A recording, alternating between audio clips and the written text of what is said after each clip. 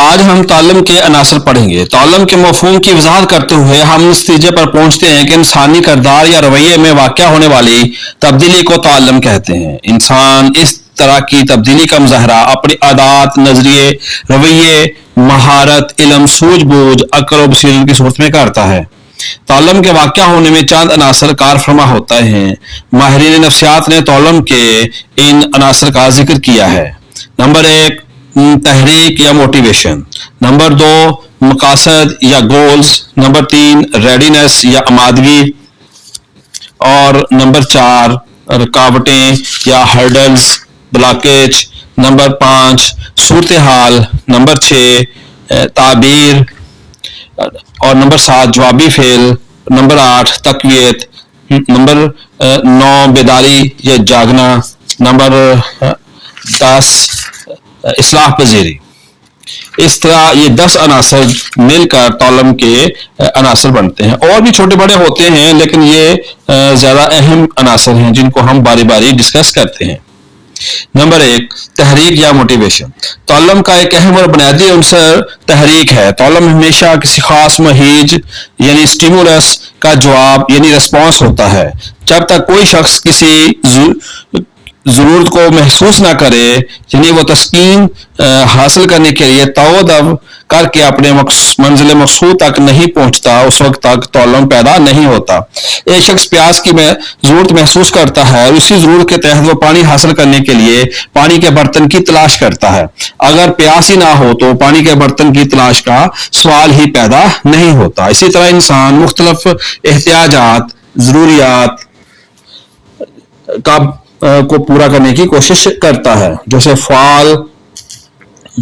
فعال یا کسی کام کی تلاش میں مصروف رکھتی ہیں۔ انہی کی موجودگی سے کام کا سیکھنا ممکن ہوتا ہے۔ اگر بفرض محال کوئی احتیاج یعنی ضرورت ہی نہ ہو تو پھر سیکھنا کس چیز کا ہے؟ جب ہر چیز انسان کو بیٹھے بٹھائے آسانی سے مل جائے تو پھر بے چینی پیدا نہیں ہوتی۔ جب تمام ضروریات پوری ہو جائیں، کسی قسم کی تحریک نہ ہو، کوئی کمی محسوس نہ ہو، اس وقت تک تعلم پیدا نہیں ہوتا۔ جب تعلم پیدا یہ اس کی بنیادی ہے کہ موٹیویشن تحریک اندرونی کیفیت کا نام ہے اور یہ اسی وقت پیدا ہوتی ہے جب انسان تعلم کی طرف متوجہ ہوتا ہے، سیکھنے کی طرف متوجہ ہوتا ہے، تو وہ خاص وجہ ہی ہوتی ہے، خاص تحریک ہی ہوتی ہے جس کی وجہ سے وہ سیکھتا ہے۔ اب دوسرا پوائنٹ ہے مقاصد۔ ہر انسان کی کوئی نہ کوئی خواہش یا ضرورت ہوتی ہے جس کو وہ پورا کرنا چاہتا ہے۔ اس کو تسکین یا اطمینان تبھی حاصل ہوتا ہے جب یہ اپنی خواہش کو یا ضروریات کو پورا کرے گا، اور اسی وجہ سے تحریک پیدا ہوتی ہے جو موٹیویشن کا باعث بنتی ہے۔ ایک وقت میں بہت سی خواہشات ہو سکتی ہیں، کچھ فوری ضروریات کی ہوتی ہیں اور کچھ جو ہے طویل مدت ہو سکتی ہیں۔ جو فوری ضرورت کی ہیں ان کو آسانی سے پورا کیا جا سکتا ہے، اور جو طویل مدت کی ہیں اس کے لیے محنت کرنا پڑتی ہے۔ مثلا ایک نوجوان کو بھوک لگی ہے، فوری تو اس کو مقصد کھانا کھا کر پورا ہو جائے گا، لیکن اگر اس کا مقصد جو ہے زندگی کا اچھے نمبر لے کر ڈاکٹر یا انجینئر بننا ہے تو اس کے لیے اس کو محنت کرنا پڑے گی۔ لیکن سب سے اہم جو چیز ہے وہ یہی ہے کہ اس کے سامنے جو ہے وہ مقصد موجود رہتا ہے۔ اب آتے ہیں تعلم کے تیسرے عنصر کی طرف جسے آمادگی کہتے ہیں۔ کسی چیز کی خواہش، ضرورت اور آمادگی اسے حاصل کرنے میں بنیادی اہمیت رکھتی ہے۔ کسی چیز کی خواہش اور ضرورت آمادگی کی بنیادی وجہ ہے۔ تعلم میں بھی آمادگی کا ہونا لازمی ہے۔ یہ دو قسم کی ہوتی ہے، ایک ذہنی آمادگی اور دوسری جسمانی آمادگی۔ بچہ جب تک ذہنی اور جسمانی طور پر کسی کام کو سیکھنے کے لیے آمادہ نہ ہو، اسے کچھ سکھانا مشکل اور بے سود ہوتا ہے۔ یعنی نرسری کے بچے کو آپ میٹرک کا سلیبس نہیں پڑھا سکتے، یعنی کہ وہ اس جسمانی لیول نہیں ہے، لیکن نرسری کا بچہ نرسری کی چیزیں الفابیٹ سیکھنے کے قابل ہے، یعنی کہ وہ اس کی جسمانی آمادگی جو ہے وہ اسے ابھی صرف ابتدائی چیزیں سیکھنے کے قابل بناتی ہے۔ اور اس کے بعد دوسری آتی ہے ذہنی آمادگی۔ جب بچہ جسمانی طور پر تو تیار ہے سیکھنے کے لیے، اس کے اندر صلاحیت موجود ہے، لیکن اگر وہی بچہ جو ہے وہ سیکھنے کے خواہش نہیں رکھتا، وہ नाराजगी का इजहार करता है, वो तवज्जो नहीं देता, वो पढ़ने पर आमादा नहीं होता, तो हम कहेंगे बच्चा आमादा नहीं है। तो ये आमादगी भी जो है वो तहरीक की वजह से ही पैदा होती है, या डर या खौफ की वजह से पैदा होती है। तो ये उस्ताद के लिए बड़ी अहम बात होती है कि वो बच्चे को उस वक्त पढ़ाए जब वो पढ़ने के लिए आमादा हो। जब आमादा नहीं होगा तो पढ़ाना फजूल है, क्योंकि उसका कोई असर नहीं होगा, बच्चा सीखेगा नहीं। तो अगली सबसे अहम बात जो है वो है रुकावट, हर्डल्स। जब हम कोई काम सीखते हैं तो उसमें छोटी छोटी रुकावटें पैदा होती हैं, कुछ मुश्किलात पैदा होती हैं। यानी हिसाब छोटी उम्र में आसान होता है और बड़ी उम्र में मुश्किल होता है। हमें उस्ताद एक फार्मूला सिखा देता है और उस फार्मूले से हम पूरी एक्सरसाइज को हल करते हैं। अगर सारी की सारी एक्सरसाइज उस्ताद हल कर दे तो बच्चा उसको ज़बानी याद करेगा, तो उस जो मैथमेटिक्स की जो महारत है वो हासिल नहीं होगी। इसी तरीके से अगर इंसान को हर चीज बैठे बैठाए मिल जाए तो उसकी कोई ख्वाहिश नहीं होगी।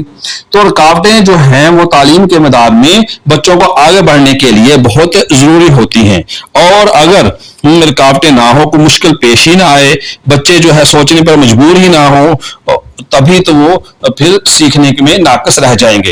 ये दुनिया में जितनी भी तरक्की हुई है वो इसी वजह से हुई है कि बहुत सारी रुकावटें इंसान की जिंदगी में आई, और जो लोग गौर फिक्र करते थे उन्होंने उन रुकावटों को गौर किया, उन रुकावटों को दूर किया और नया नया इल्म दरियाफ्त किया, और इस तरीके से हमारे पास जो है वो साइंस इल्म की जो है वो बुनियाद पड़ी और ढेरों चीजें हमारी इजाद हो गई। तो इसकी बुनियादी जो वजह यही थी कि इल्म के हसूल में छोटी मोटी रुकावटें आती थी, और उन रुकावटों से ना उस्ताद दिल बर्दाश्ता होते हैं और ना ही तुलबा जो है वो दिल बर्दाश्ता होते हैं। उन रुकावटों को हल करते हैं और फिर आगे बढ़ते हैं। इस तरीके से तौल्लम वकूफ़ पज़ीर होता है।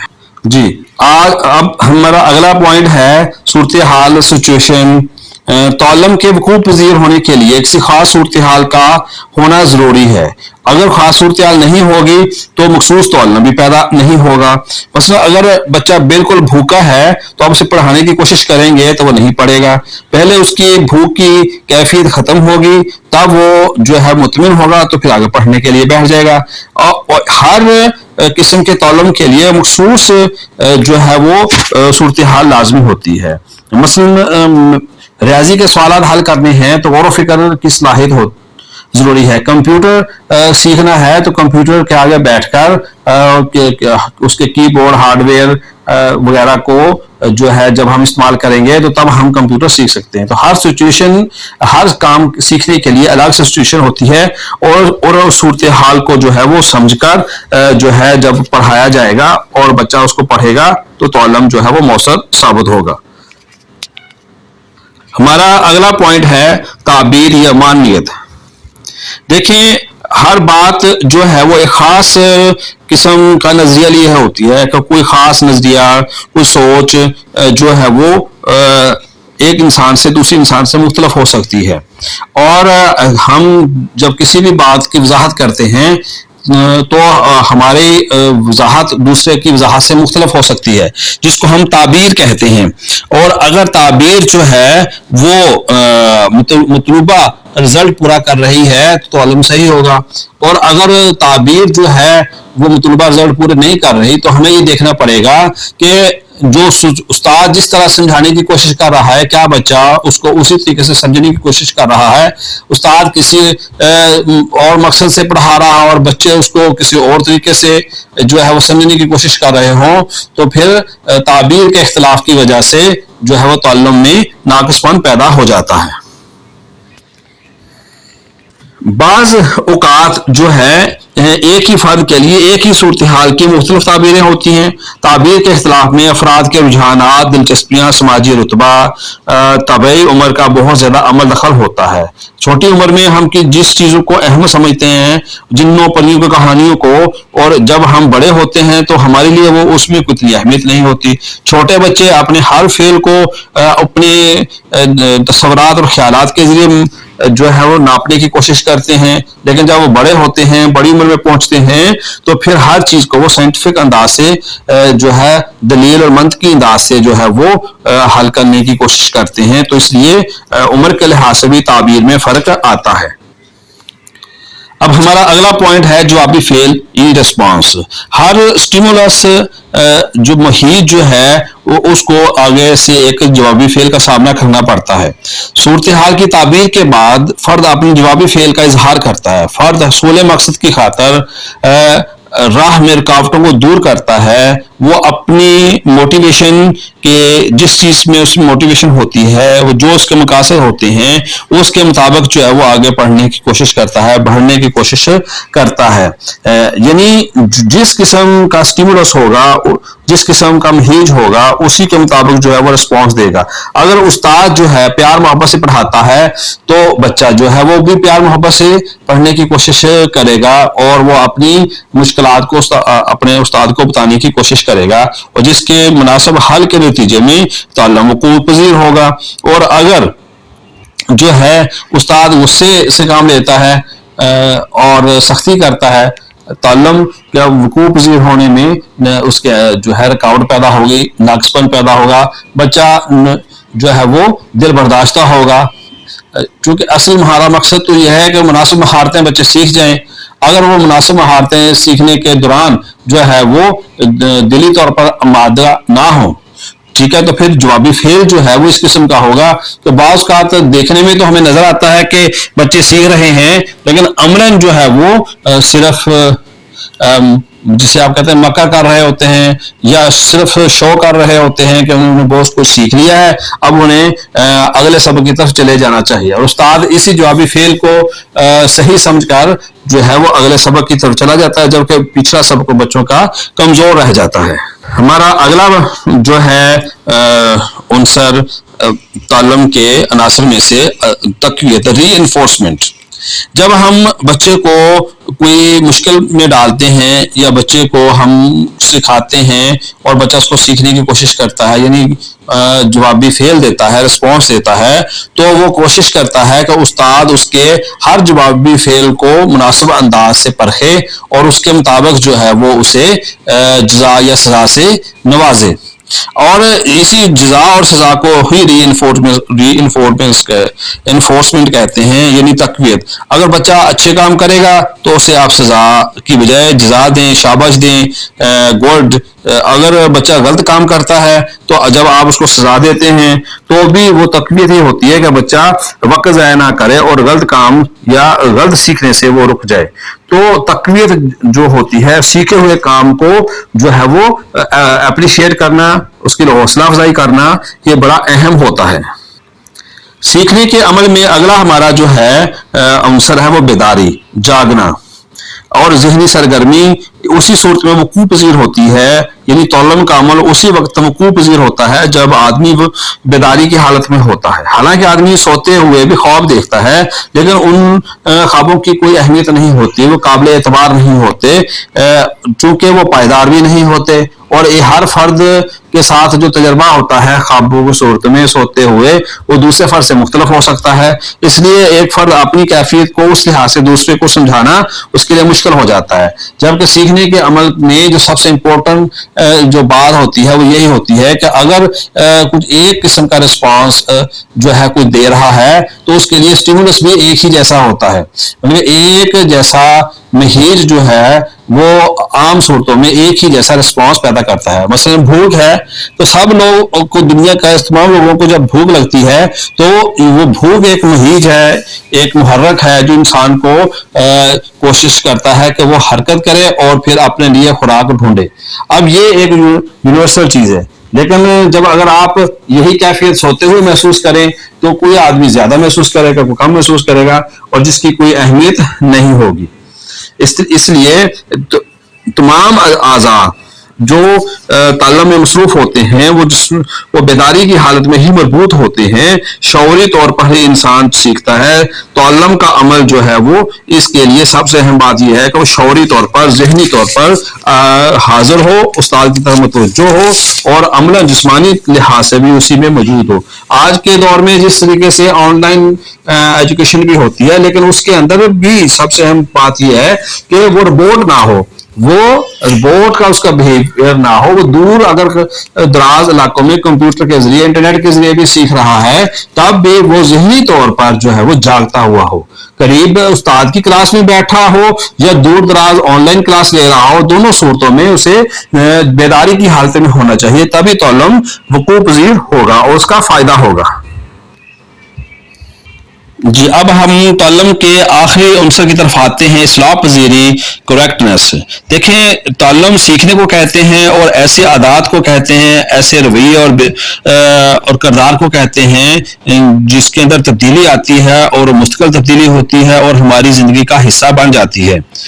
اگر ہم صحیح سیکھیں گے تو وہ ساری صحیح زندگی ہمارے ساتھ وہ صحیح جو ہے اس کے معنی رہیں گے. اگر ہم اس سیکھنے میں غلطی کریں گے تو جو ہے جب وہ غلطیاں بھی ہماری ساری زندگی کا حصہ بن جائیں گی.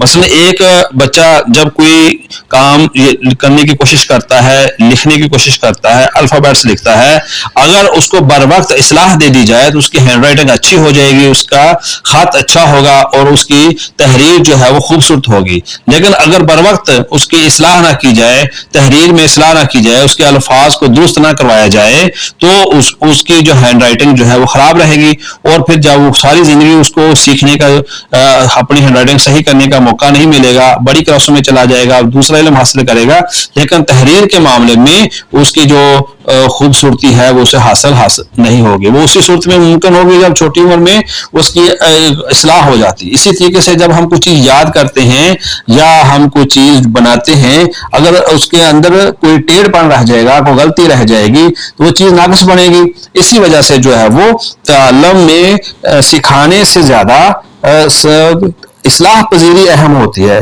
آپ نے سکھایا, آپ نے 1 سے 100 چیزیں سکھا دی, بچے نے 80 چیزیں غلط سیکھ لی, 20 صحیح سیکھ لی, تو فائدہ کیا؟ اس نے 100 تو سیکھ لی لیکن اب ان سیکھی ہوئی چیزوں میں 80 تو غلط ہیں اور جب جو ہے وہ 20 صحیح ہے تو اس کا کیا فائدہ ہوگا؟ تو بچے کو جو بھی سکھانا ہے اگر 20 چیزیں سیکھے تو 20 کی 20 صحیح چیزیں سیکھے, 80 چیزیں سیکھے گا تو صحیح چیزیں سیکھے, تاکہ جس لیول پہ بھی وہ سیکھ رہا ہے اس سے جب وہ اگلے درجے میں جائے گا تو جو نیچے اس نے غلط چیزیں سیکھی ہیں وہ پھر آگے رکاوٹ بنے گی اور اس وجہ سے پھر وہ آگے اس کا علم ناقص ہوگا, وہ سیکھے گا نہیں. یہی بات ہمارے ریاضی کے سوالات میں ہوتے ہیں کہ بچے بر وقت جو ہے وہ تمام جتنے بھی نظریات یا خیالات یا ٹاپکس پڑھائے جاتے ہیں جس کلاس میں جس لیول پہ پڑھائے جاتے ہیں وہ اس کو اتنی توجہ سے سیکھتے نہیں ہیں, نہ استاد سکھاتے ہیں, اور پھر جب وہ اگلی کلاسوں میں جاتے ہیں تو 33, 35, 40, 50% نمبر لے کر وہ اگلی کلاس میں تو چلے جاتے ہیں, لیکن جو پچھلی کلاس کی کمی رہ جاتی ہے, جو غلطیاں ہوتی ہیں, جو برابر درست نہیں ہوتی, تو پھر وہ اگلی کلاس کا حصہ بن جاتی ہیں اور اسی وجہ سے بچے جو ہے وہ کسی سبجیکٹ سے نفرت کرنے لگ جاتے ہیں. یہ تو مجھے آتا نہیں, یہ مجھے تو پسند نہیں, اس کے اندر تو یہ چیز ہے. تو اس کی وجہ یہی ہوتی ہے کہ بر وقت اصلاح وقوع پذیر نہیں ہوتی, جس کی وجہ سے تعلم کا جو عمل ہے وہ ناقص رہ جاتا ہے اور پھر وہ اگلے درجوں میں بھی جو ہے وہ مکمل طور پر درست نہیں ہو سکتا. جس لیول میں جو غلطی وقوع پذیر ہو جاتی ہے اس کو اگلے درجوں میں ٹھیک کرنا مشکل ہو جاتا ہے.